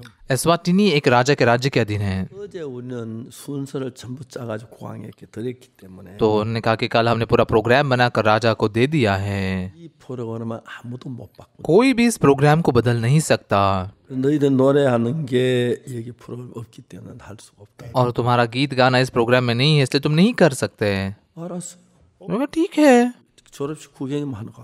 तो हम बस ग्रेजुएशन देख के चले जाते हैं। 다시 오더니 तो फिर वो व्यक्ति फिर से आया। 국왕이 아직 안 오셨는데 अब तक राजा नहीं आए हैं, 다 모였거든. लेकिन बाकी के सब लोग इकट्ठा हुए हैं। 노래 할래? तो फिर तुम थोड़ा गाना गाओगे? 좋아요. ठीक है। 몇 곡 할까요? कितने गाने गाए? 곡만 해라. 3 बस गाने गाओ। 그 여학생이 둘 나 노래를 불렀어요. तो वो 2 लड़कियां अब आगे गई और वो गाना गाने लग गई। 보이죠? वो अब दिख सकते ना, वो इन्होंने गाना गाया। 첫째 노래를 반쯤 불렀을 때 जब पहला गाना उन्होंने आधा तक गाया था 오셨어요. तो राजा तभी आ गए, 국왕 자리에 앞에 앉아서 빨간 옷 입으신 국왕이신데 और फिर राजा ऐसे सामने बैठ गए जैसे वो लाल कपड़े पहने हुए राजा है। हाँ वो है, वो 이십니다. ये राजा है। 국왕의 노래를 듣고 다음에 और राजा ने गाना सुनने के बाद 졸업식 끝났습니다. ये ग्रेजुएशन सेरेमनी खत्म हो गया। 국왕 폐하께서 말씀하셨어요. और फिर राजा जी ने कहा 노래 부르는 학생들 좀 오라 그래. ये जो गीत गाने वाले जो लड़कियां थे ना, उनको थोड़ा बुलाओ। तो उनको बुलाया गया 국왕을 만나는 겁니다. और वो राजा से मिले। 너희 어디서 왔냐? तुम कहाँ से आए हो? 한국에서 왔어. और हम दक्षिण कोरिया से आए हैं। 노래를 잘하냐? तो कैसे हमारे देश के गाने इतने अच्छे से गाते हो? 왜요? नहीं, हम संगीत की पढ़ाई करते हैं। और इन बच्चों ने क्या कहा? 우리 음악학교 설립자 목사님이 हमारे म्यूजिक स्कूल की स्थापना करने वाले जो पास्टर हैं 에스와티니에 와요. वो 10 दिन के बाद में एस्वाटिनी में आ रहे हैं। 아 그래. और सच में? 국왕이 비서실장 지시했어요. तो फिर राजा ने वहाँ के सेक्रेटरी से कहा 오는 비행기 편을 알아라. पास्टर पार्क के आने के जो फ्लाइट है वो जान लो, 공항에 가서 모시고 와라. और फिर एयरपोर्ट पे जाकर उनको लेकर आइए। 그런데 तो मैं जब एयरपोर्ट पर पहुंचा, 청소년부 장관이 마중을 왔어요. जो युवा मंत्री थे वो मुझे पिकअप करने के लिए आए थे। 몰랐어요. मैं बहुत आश्चर्यचकित हुआ। 뭐 기빈실 가서 다 정리하고 तो इसलिए मैं वीआईपी रूम में गया और उन्होंने सारी चीज़ों की देखभाल की। 장관하고 국왕에게 갔어요. और फिर मैं युवा मंत्री के साथ मिलकर राजा के पास गया। 그 국왕을 만날 때는 तो हमेशा जब ये राजा से मिलते हैं, 시간을 물어봐야 돼요. मतलब समय पूछना चाहिए होता है, 40분 40분 다 마치고 나와야 돼. क्योंकि अगर 40 मिनट का है तो 40 मिनट में ख़त्म करके आना चाहिए। 시간이 있잖아요. कितना समय मैंने पूछा? उन्होंने कहा 40 मिनट है। मैं ठीक है, मैं गया। 국왕폐하기 앞에 앉아 계시는데 राजा जी सामने बैठे हुए थे, 저 문 있는 데서까지 대본 하면 기어서 거기까지. तो सामने के फाटक से लेकर जहाँ राजा बैठे थे वहाँ पर लोगों को ऐसे घुटनों के बल जाना पड़ता था। 저도 이제 기려고 그러니까 तो मैं भी जैसे घुटनों पर जाने के लिए गया, 비서실장 목사님 외국인은 걸어서 가셔야 합니다. 규제. तो वहाँ पर सेक्रेटरी कह रहे थे कि हमारा नियम यह है कि विदेशी जो है चलते हुए जाने चाहिए। 국왕폐하고 이제 막 이야기가 됐어요. तो इसलिए हम जाकर राजा से मिले और उनसे बात की। 국왕폐하고 이제 이야기하는데 तो जैसे मैं राजा जी के साथ में बात कर रहा था 분이 지나서 और फिर 10 मिनट बीत गए, 이제 우리 박방우 목사 통역하고 तो पास्टर जोसेफ पार्क अनुवाद कर रहे थे 뭘 전했어요. और हमने सुसमाचार प्रचार किया। 딱 30분 전하니까 30 मिनट प्रचार करने के बाद 10분이 됐어요. 40 मिनट हो गए 이야기를 마쳤어요. और फिर मैंने बातें ख़त्म की 왕께서 और राजा जी ने कहा कि पास्टर 또 전해주십시오. थोड़ा और प्रचार कीजिए। 너무 고마웠어요. मैं बहुत धन्यवादित हुआ। 30분 동안 속죄에 대한 이야기 좀 약간 미비했는데 मतलब 30 मिनट में पापों की क्षमा के बारे में बताना थोड़ा सा मतलब कम था 30분 더 और फिर से और 30 मिनट बात की। 시간 동안 1 घंटा 말씀을 전했어요. मैंने वचन प्रचार किया। 구왕이 막 눈을 딱 쳐다봐서 तो राजा तो ऐसे बड़ी आंखों से मुझे देख रहे थे और सुन रहे थे। 못 봤죠. मैं उनकी आंखों में नहीं देख पा रहा था, 딱 눈이 움직이냐 뭐 मतलब उनकी आंखें दूसरी कहीं देख ही नहीं रही थी। 끝났어.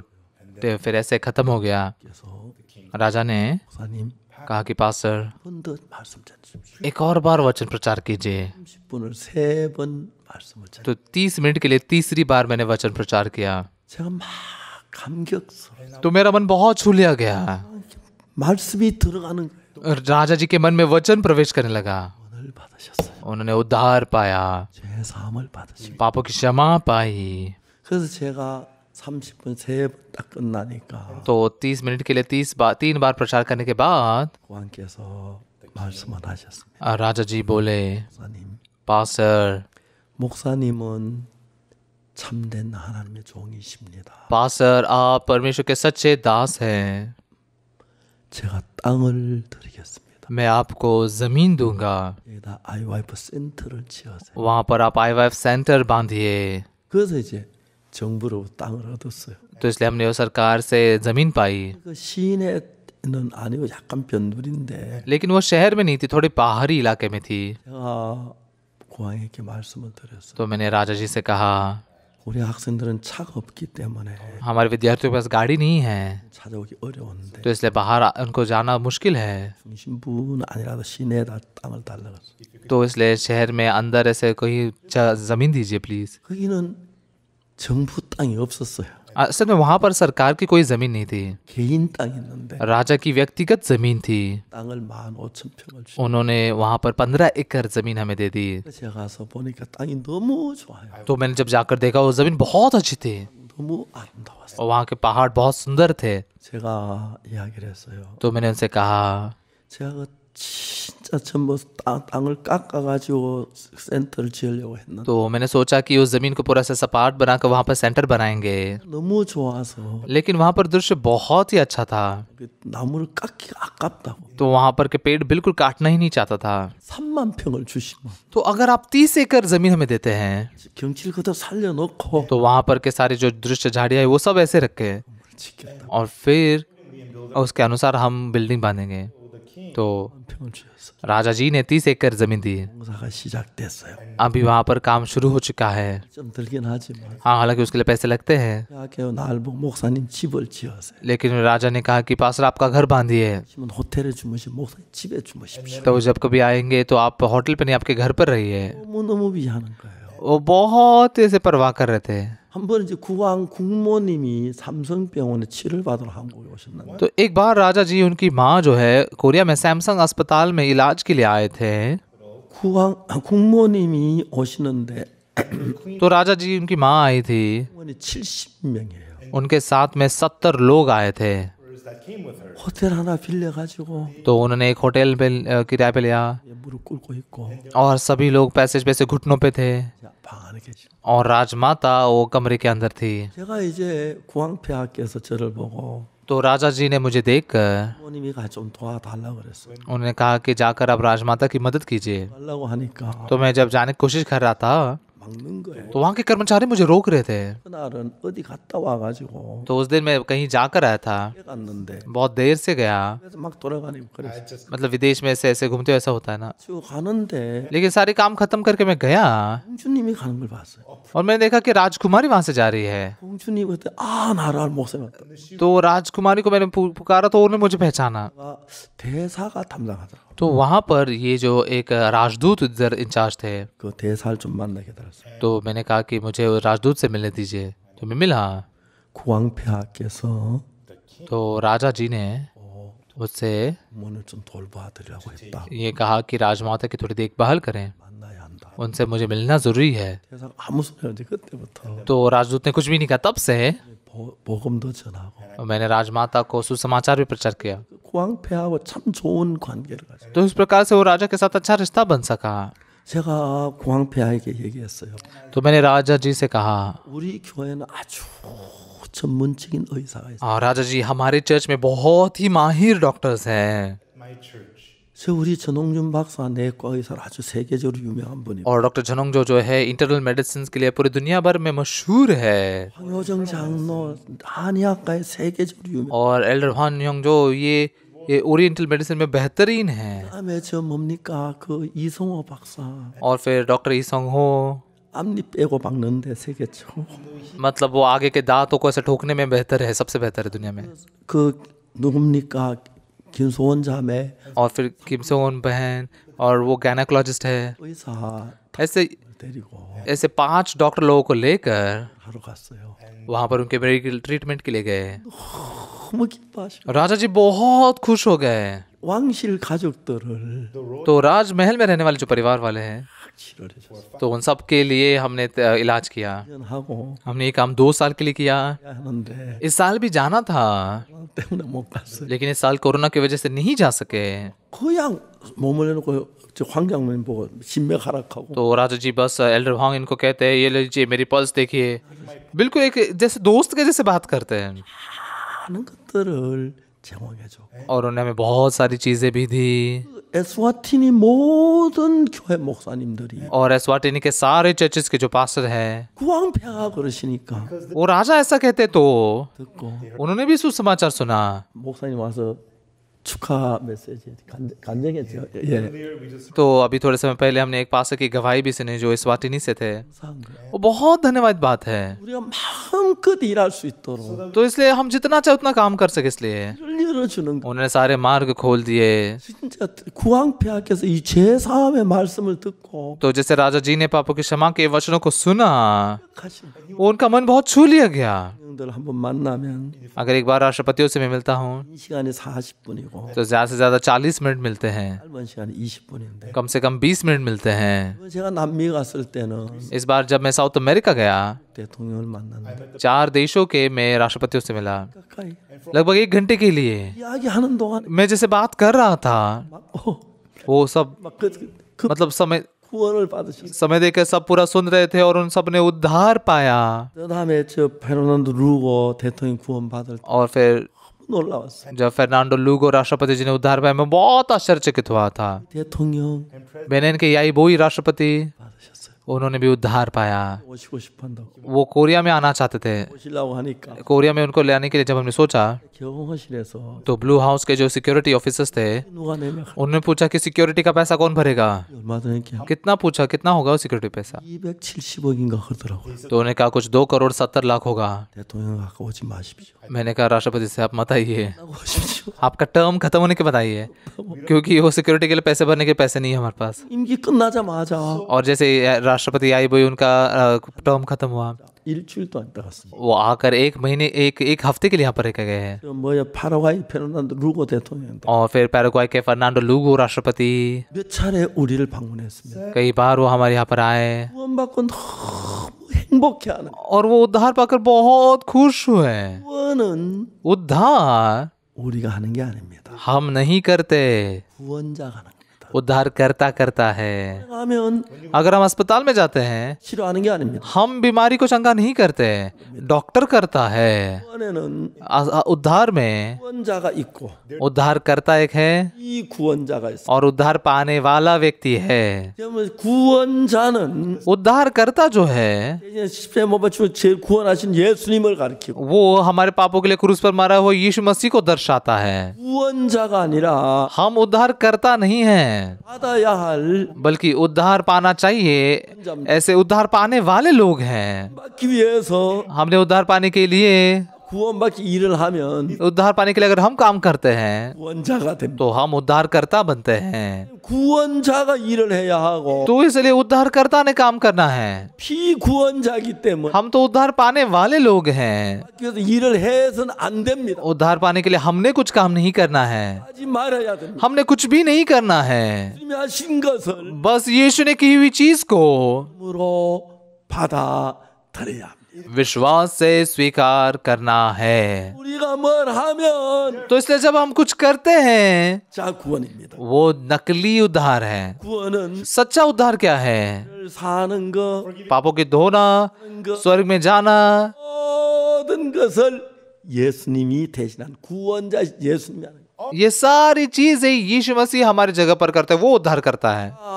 그 누가복음 저 10장에 강도 만난 자 이야기 그분이 하셨지요. तो अगर हम लूका के 10 अध्याय में डाकू से घिरे व्यक्ति की बात बारे में भी जब देखते हैं, 강도 만난 자 이야기 보면은 अगर इस कहानी को देखते हैं तो उसने क्या है ये कहानी? 예루살렘에서 저 사마리아 내려가 예루살렘에서 여리고로 내려가다가 तो एक व्यक्ति यरूशलेम से यरीहो की ओर जाते हुए 강도를 만났습니다. डाकू से घिर जाता है और वो अधमरा बन जाता है। 피구원자입니다. उस व्यक्ति को उद्धार पाने वाला व्यक्ति कहते हैं। 어떤 사마리아에 여행하는 중에 एक सामरी उसकी यात्रा के दौरान 있습니다. और वहां पहुंच जाता है। 그게 보면 재밌는 게 तो यहाँ पर मजेदार बात क्या है? 어떤 사마리아인은 परंतु एक सामरी 이제 거기로 यात्री वहां आ निकला 불쌍히 여겨 और उसे देखकर तरस खाया। 가까이 가서 उसके पास आकर 포도주를 그 상처에 붓고 उसके घाव पर तेल और दाखरस डालकर पट्टियां बांधी 세상에 태워 और अपनी सवारी पर चढ़ाकर 와서 सराय में ले गया 도와주고 और उसकी सेवा टहल की। और दूसरे दिन 나리온 둘을 내주고 उसने 2 दिन निकाल कर सराय के मालिक को दिए 이 사람을 돌봐줘라. और कहा इसकी सेवा टहल करना, 그러면 और जो कुछ तेरा और लगेगा वो मैं लौटने पर भर दूंगा। 재밌는 이야기는 तो यहाँ पर मजेदार बात क्या है? 구원자가 있고 피구원자가 있는데 उद्धार करता एक है और उद्धार पाने वाला एक है। 우리를 구원한 자는 구원하신 분 예수님 그분은 구원자시고 हमें उद्धार देने वाला यीशु वो उद्धार करता है 우리는 피구원자입니다. और हम उद्धार पाने वाले लोग हैं। 그게 성경에 너무 재밌는 게 뭐냐면 तो यहाँ पर बाइबल में मजेदार बात क्या है? 성경은 아주 정확하게 기록이 됐어요. बाइबल बहुत सटीकता से लिखी गई है। 그래서 무슨 이야기가 나옵니까? इसलिए क्या लिखा है वहां पर? 구원자 대신 사마리아인이 일어나는 것입니다. तो इसलिए उद्धारकर्ता के तौर पर यह सामरी काम करता है 피구원자인 강도 만난 자는 और उद्धार पाने वाला ये डाकू से घिरा व्यक्ति 아무것도 안 합니다. वो कुछ भी नहीं करता। 알겠습니까? समझ में आया क्या? 우리는 피구원자예요. हम उद्धार पाने वाले लोग हैं, 강도 만난 자. हम डाकू से घिरे व्यक्ति हैं। 잘못된 기독교는 आज जो गलत मसीहत है 그걸 해야 한다고. उसमें लोग कहते हैं कि हमने कुछ करना है, 금을 내야 한다. हमने दान देना है, 많이 해야 한다. हमने प्रार्थना करनी है। नहीं, 구원은 उद्धार 우리가 하는 게 아닙니다. हम नहीं करते, 우리는 절대 하면 안 됩니다. हम बिल्कुल भी नहीं करना चाहिए हमने। 양에서 इफिसियों के 2 अध्याय में, 은혜를 나여 믿음으로 말하면 구원을 얻었나니 क्योंकि विश्वास के द्वारा अनुग्रह ही से तुम्हारा उद्धार हुआ है 너희에게 난 것이 아니라 और यह तुम्हारी ओर से नहीं 선물이라. वरन परमेश्वर का दान है। 냅니까? दान पाने के लिए कुछ पैसे देते नहीं। 그다음 뭐라고 했는데 और फिर क्या लिखा है? 위에서 난 것이 아니니 और न कर्मों के कारण, 든지 자랑치 못하게 하는 거예요. ऐसा ना हो कि कोई घमंड करे। 구원은 우리가 일하면 구원이 안 됩니다. उद्धार में अगर हम काम करते हैं तो उद्धार नहीं है। 사는 모든 과정을 पापों की क्षमा की सारी प्रक्रिया 그분이 하셨습니다. यीशु ने खुद की है। 그래서 여러분 우리는 많은 사람들이 이야기합니다. तो बहुत सारे लोग क्या कहते हैं? 난 사마리아인처럼 해야 한다고. हमने अच्छे सामरी के समान करना चाहिए। नहीं, इसका अर्थ नहीं लगता। 구원자가 아니고 피구원자기 때문에. हम उद्धारकर्ता नहीं, उद्धार पाने वाले हैं लोग हैं। 보세요. यहाँ पर ध्यान से देखिए, 사람은 강도를 만났던 이제 곧 죽어가고 있어요. ये व्यक्ति डाकुओं से घिरा हुआ है, अभी मरने वाला है। 저요. थोड़े समय के बाद सूरज ढलेगा। 늑대 무리들이 와서 सूरज ढलने के बाद में भेड़िए आएंगे 죽을 수밖에. और उसे खा खा कर वो मर सकता है। 그것도 할 수 없기 때문에. वो कुछ नहीं कर सकता, इसलिए बस लेटा ही रह सकता है। 갈 때 जब याजक वहां से गुजरा, 도와주십시오. मेरी थोड़ी मदद कीजिए, बस ऐसे ही चला गया वो। 그냥 지나가. लेवी भी ऐसे ही चला गया, 예언이 왔습니다. लेकिन सामरी वहां आया। 어떤 사마리아인은 एक सामरी 어떤 여행하는 중에 अपनी यात्रा में उसे देखा। 첫째로 불쌍히 여겨 सबसे पहले उस पर तरस खाया, 가까이 가서 उसके पास आकर 을 붓고 उसके घाव पर तेल और दाखरस डाला, 빼고 पट्टियां बांधी 이 짐승에 태워 और अपनी सवारी पर चढ़ाकर 또 가서 सराय में ले गया 도와주고 और उसकी सेवा टहल की। 데나리온 둘을 내가 주막 주인에게 주면 दूसरे दिन उसने 2 दिनार निकालकर सराय के मालिक को दिए 도와주라. और कहा, इसकी सेवा टहल करना 올 때 갚으리라. और जो कुछ तेरा और लगेगा वो मैं लौटने पर भर दूंगा। 를 했습니다. 10 चीजें उसने की। 이게 강도 만난 장은 아무것도 없어. उसमें वो डाकू से घिरे व्यक्ति ने कुछ भी नहीं किया। 우리가 구원은 죄에서 사함을 받는 걸 가르쳐 말하. उद्धार मतलब पापों की क्षमा पाना। 죄에서 사함 받기 위하여 पापों की क्षमा पाने के लिए 해야 할 일은 하나도 없습니다. हमारे लिए करने के लिए कुछ भी काम नहीं है। 우리가 해서 죄 사함을 받으면 अगर हम कुछ करके उद्धार पापों की क्षमा पाते हैं 은혜가 아닙니다. तो फिर वो अनुग्रह नहीं है। 아무것도 하지 말아요. हमने कुछ भी नहीं करना है, बस 예수님이 यीशु ने 해서 क्रूस पर 모든 죄를 मेरे सारे पापों को 가게 산 것을 परिपूर्ण रूप से धोया है। 마음으로 믿는 것 그뿐입니다. इसे बस मन से विश्वास करना है, इतना ही। 믿는 것이지 मन में विश्वास करना है, 이게 아닙니다. ये कर्म नहीं है, 이가 아닙니다. काम नहीं है, 해야 되는 게 아니라는 거죠. हमारे कुछ करने से नहीं होता। तो 출애굽기 12장에서 निर्गमन के 12 अध्याय में 꼴죄를 관한 이야기에서 फसह के पर्व की इस कहानी में 구원받은 뭘 했습니까? उद्धार पाए हुए लोगों ने क्या किया? 아무것도 하지 않아요. कुछ भी नहीं किया। 그들은 아무것도 하지 않았어요. उन्होंने कुछ भी नहीं किया। 양이 죽어서 मेमना मारा गया 문 설조 임방에 박 और उसका लहू दरवाजे के चौखट और लांगनों पे लगाया गया। 피를 보고 तो उस मेमने के लहू को देखकर वो पार चले गए, 천사 그냥 지나고 वो दूध बस ऐसे ही पार चले गए, वो पार गए। 우리 마음에 हमारे मन में 피가 있습니다.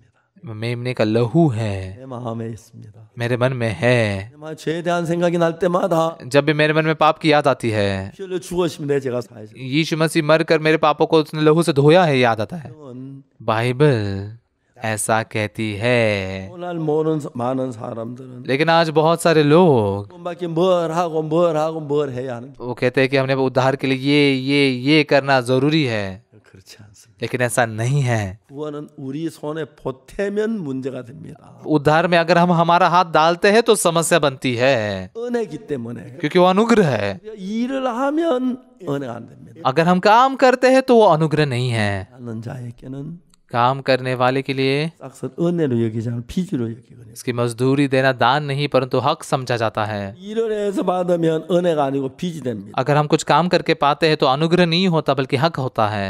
아니할지라도 परंतु जो काम नहीं करता, 아니한 자를 वरन भक्तिहीन को 그를 믿는 자는 धर्मी ठहराने वाले पर विश्वास करता है, 믿음을 의로 여기신다. उसका विश्वास उसके लिए धार्मिकता गिना जाता है। आमेन। 우리가 해야 할 건 हमें क्या करना है? 십자가에 못 박혀 죽으시면 우리의 모든 죄벌을 다 받으셨기 때문에 यीशु मसीह क्रूस पर मारा गया और हमारे सारे पापों का दंड उसने पाया है, 해야 할 일 하나도 없습니다. तो हमें करने के लिए कुछ भी काम नहीं रहा। 하게 십자가에서 परिपूर्ण रूप से क्रूस पर 면서 उसने लहू बहाते हुए 다 씻었습니다. हमारे सारे पापों को धो दिया है, सर्वदा के लिए। 이제 다시는 기억지 않는다고 그랬어요. और परमेश्वर कहता है कि वो हमारे पापों को फिर स्मरण नहीं करता। 이제 우리는 한국 기도 전 세계 기독교가 변해야 합니다. तो इसलिए अभी पूरी दुनिया भर के क्रिश्चियनिटी ने बदलना जरूरी है। 그러니까 우리가 뭘 하고 뭘 해 उ리가 해서 구원을 받으려고 하는. अब तक बहुत सारे लोग खुद कुछ करके, ये करके, वो करके उद्धार पाने की कोशिश कर रहे थे। 우리가 손대면 안 됩니다. उद्धार में हमने हाथ नहीं लगाना है। 하십니까? क्या आप सोच पा रहे हैं? 우리가 손대면 안 돼. हमने हाथ नहीं लगाना है। 한 번은 시카고에서 एक बार शिकागो में, 시카고에 가는데 मेरा परिवार ऐसे शिकागो में गया था, 제가 좀 피곤해서 운전하다가 तो मैं थोड़ा गाड़ी चलाते हुए थक गया था। 아들이 운전을 좀 시켰어요. मैंने मेरे बेटे को गाड़ी चलाने के लिए दिया। 이제 그때 이제 아들 운전면 딴지 얼마 안 됐는데 तो उस समय मेरे बेटे ने बस थोड़े दिनों पहले लाइसेंस मिला था। 가는데 तो जा रहे थे हम। 이제 의자 누워서 잤어요. मैं एक कुर्सी पर ऐसे लेट के सो रहा था। 갑자기 아들 아버지 아빠 अचानक से मेरा बेटा कहना, पिताजी पिताजी पिताजी। 왜요? क्या हुआ? 막 천둥이 이제 번개가 막 소나기가 쏟아지는데 तो वहां पर मतलब बहुत जोर से बारिश आ रही थी और बिजली भी चमक रही थी, तो आगे दिख नहीं रहा था कुछ। 오른쪽 깜빡이를 켜 तो मैंने कहा कि वो दाहिनी ओर के इंडिकेटर को लगा, तो उसने लगाया। 오른쪽으로 붙여 और गाड़ी को दाहिनी ओर ले लेना, और उसने लगा दी। 차를 세워 गाड़ी रोक देना, 내려와 내가 운전할게. नीचे उतर जाओ, मैं गाड़ी चलाता हूँ। 갔습니다. मैं गाड़ी चलाते फिर गया। 지금은 뭐 제 아들이 저보다 훨씬 운전을 잘하고 अभी मेरा बेटा मुझसे कई ज़्यादा बेहतर गाड़ी चलाता है, 그때는 처음 운전한 게 돼서 लेकिन तब पहली बार गाड़ी चला रहा था। 소나기는 앞에 안 오니 안 보이니까 तो जब जोरदार बारिश आई, सामने कुछ दिख नहीं रहा था। 아버지 뭐 तो मेरा बेटा कह रहा था, पिताजी पिताजी पिताजी। 침착하게 मैंने बहुत ही शांति से कहा, 오른쪽 깜빡이 켜고 दाहिना इंडिकेटर लगाओ 이렇게 세워 और गाड़ी को दाहिनी ओर रोको, और फिर इमरजेंसी लाइट ऑन करो, और फिर 내려 और उतर जाओ, पीछे आओ, 운전할게. मैं गाड़ी चलाता हूँ। 여러분 좀 비가 오고 험한 길에 서툰 운전하면 안 되잖아요, 그렇죠? तो इसलिए जब बारिश आ रही है और रास्ता खराब है, तो जो उसे नहीं आती उसने गाड़ी नहीं चलानी है ना। 제사함 받는 건 잘해야 되기 때문에 पापों की क्षमा का काम बेहतर होना चाहिए, 처음부터 끝까지 예수님이 해야 되지. इसलिए शुरुआत से अंत तक यीशु ने ही काम करना है। 손이 들어가면 안 됩니다. उसमें हमारे हाथ बिल्कुल भी नहीं लगने चाहिए। 우리는 इसलिए हम 이를 위해 다 씻어놓은 걸 마음에 믿기만 합니다. पूरे पापों को धोया गया इस बात को मन में बस विश्वास करना उतना ही काफी है। 아멘 하십니까? आमेन कह सकते हैं आप यहाँ। 그래서 여러분 내가 잘해서 구원받은 건 가짜입니다. तो इसलिए मैंने कुछ तो बेहतर करके उद्धार पाया, ये नकली है। 주님 주시는 구원은 यीशु जो उद्धार देता है 그것도 안 하고 उसमें हम कुछ नहीं करते। 끝까지 예수님이 하시는 거. शुरुआत से अंत तक बस यीशु ही काम किया होता है, 그래야 온전한 구원입니다. तभी वो सिद्ध उद्धार है। 손이 들어가면 들어간 만큼 जितना मेरा ज्यादा हाथ उसमें लगता है, 들어가면 들어가는 것만큼 मेरे प्रयास जितने उसमें लगते हैं, 어린 양이 वो 피를 흘리고 मेमने ने लहू बहाया, मारा गया, 피를 문 설주인방에 발라서 और वो लहू को दरवाजे के लांगनों और चौखटों पे लगाया गया, 그럼 और हमारे पाप धोए गए। वैसे 우리 죄를 위해 죽으셔서 यीशु हमारे पापों के लिए मारा गया, 구원을 받는 거예요. उसके लहू से हमने उद्धार पाया। 손끝만 들어가면 안 돼. उसमें हमारे थोड़े भी प्रयास नहीं शामिल होने चाहिए। 혼자서 충분히 우리 죄를 다 यीशु अकेला पर्याप्त रूप से हमारे पापों को धो सकता है। 세상 모든 죄를 हमारे सारे पापों को 사했습니다. सर्वदा के लिए उसने धो दिया। 더 중요한 것은 और महत्वपूर्ण बात क्या है? 이상 더 우리 죄를 기억지 않는다. परमेश्वर कहता है कि वो हमारे पापों को फिर और स्मरण नहीं करता। 1장 34절에 यिर्मयाह के 31 अध्याय के 34 वचन में, 그들의 죄악을 사하고 मैं उनका अधर्म क्षमा करूंगा 다시는 그 죄를 기억지 아니하리라. और उनका पाप फिर स्मरण न करूंगा। यहोवा का ये वाणी है। यहाँ पर मैं, 하나님을 가리키는 겁니다. ये परमेश्वर है, 나가 아닙니다. मैं खुद नहीं हूँ। 죄는 누가 사해요? पाप को कौन धोता है? परमेश्वर, 님이 사십시오. यीशु क्षमा करता है। हम जब करते हैं तो गलत ही कर सकते हैं, 이미 इसलिए पहले ही 사했으니까 क्रूस पर उसने हमारे पापों को क्षमा किया है। 또 믿기만 हा면 돼. तो मेरे पाप क्षमा हो, इस पर विश्वास करके, 그래서 여러분 마음에 तो आपके मन में 인이라고 하지 말고 आप अपने आप को पापी मत कहिए। 인이었는데 मैं पापी था, 죄를 다 사하셔서 लेकिन प्रभु ने मेरे पापों को पूरा धोया। मैं शुद्ध हूँ। 되시길 바랍니다. मैं आशा करता हूँ आप विश्वास करोगे। आइए हम प्रार्थना करते हैं। 사랑하는 거룩하신 하나님 아버지 앞에 감사드립니다. हमारे प्यारे पवित्र परमेश्वर पिता, आपको धन्यवाद देते हैं। 오늘 말마 저주를 받아 멸망을 받을 저들인데 हम तो ऐसे हैं जो पाप के कारण नाश और शापित ही होने चाहिए थे। 주님 오셔서 यीशु आए 십자가에 죽으시고 और यीशु हमारे लिए क्रूस पर मारा गया 너무 감사합니다. और पाप धोए, इसलिए बहुत धन्यवादित हैं। 이 말씀 들은 모두에게 하나님 은혜가 넘치길 빕니다. आज शाम को वचन सुनने वाले हर एक पर आपका अनुग्रह आने दीजिए। 예, 주옵소서. प्रभु आप आशीष दीजिए। 우리 위해 피 흘려 죽으시고 हमारे लिए उसने लहू बहाया 주님께 감사하고 और पापों को धोने वाले ये प्रभु को धन्यवाद देते हैं। 영광을 돌립니다. हमें उद्धार देने वाले प्रभु की स्तुति करते, महिमा करते हैं। 이름으로 기도드립니다. यीशु के नाम से हम प्रार्थना करते हैं, आमीन। 여러분 감사합니다. सभी को बहुत बहुत धन्यवाद।